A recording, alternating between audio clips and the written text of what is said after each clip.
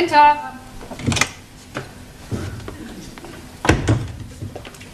Excuse me, please, lady.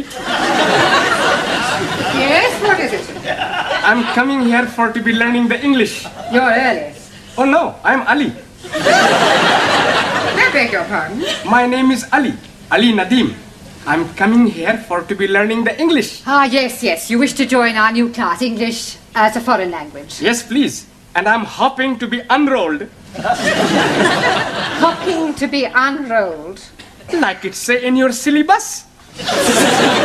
You mean hoping to be enrolled? That is what I said. Hoping to be unrolled. Yes, well, I'm afraid you cannot be enrolled until the English teacher arrives. Now, she should be here in a few minutes. In the meanwhile, perhaps you would care to wait in the classroom. Go down the corridor, turn left at the bottom, and wait in room 5.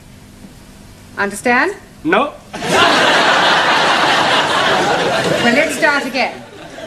You go down the corridor. Down corridor. Good. Turn left. Turn left. Right. But you are confusing me. Left or right? It's left. Look, you just go down the corridor, turn left, and wait in room 5. Room 5. Ah, now I'm understanding you. Room 5. Yes. Jolly good, thank you.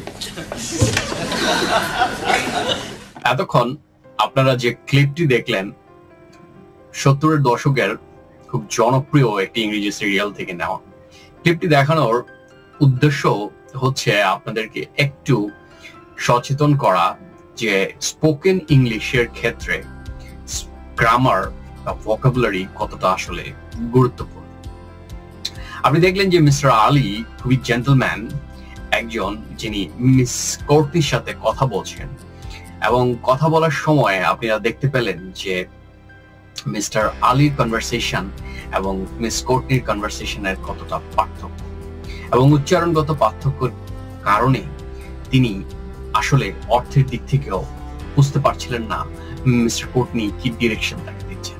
তো আসলে spoken ইংলিশের ক্ষেত্রে এর জন্যই গ্রামারের প্রয়োজন।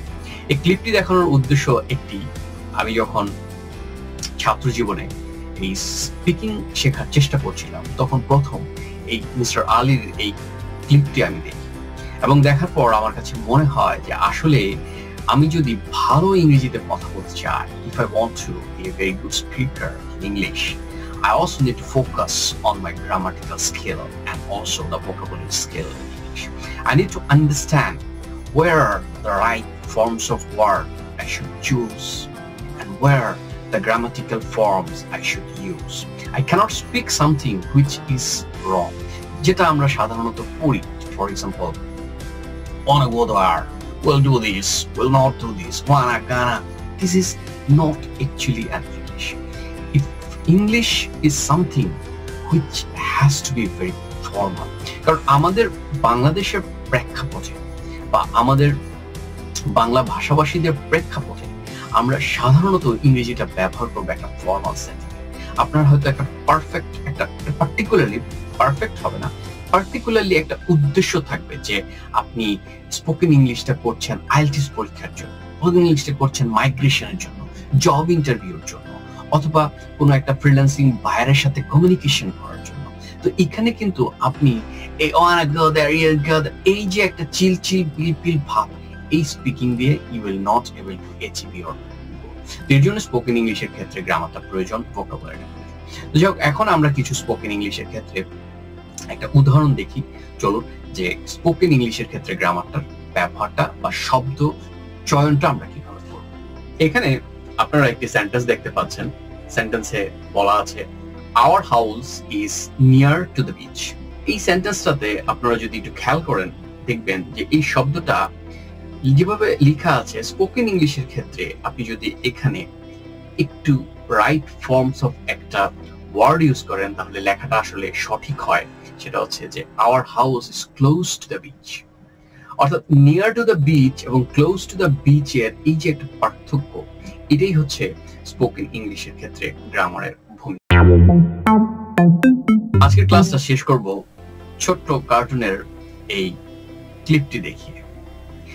এখানে আপনি দেখতে পাচ্ছেন, আর are the new English teacher? Yes I are. এই ভয়ঙ্কর ইংলিশ যেন আপনার বলতে না হয়, সেজন্য আমরা গ্রামার এবং ভোকাবুলারির ব্যাপারে সচেতন থাকব এবং যখন কথা বলবো সে কথাগুলো যেন আমাদের সঠিক হয় সে বিষয়ে আমরা সবসময় সচেতন থাকব। সবাই ভালো থাকবেন, আগামী ক্লাস দেখার আহ্বান।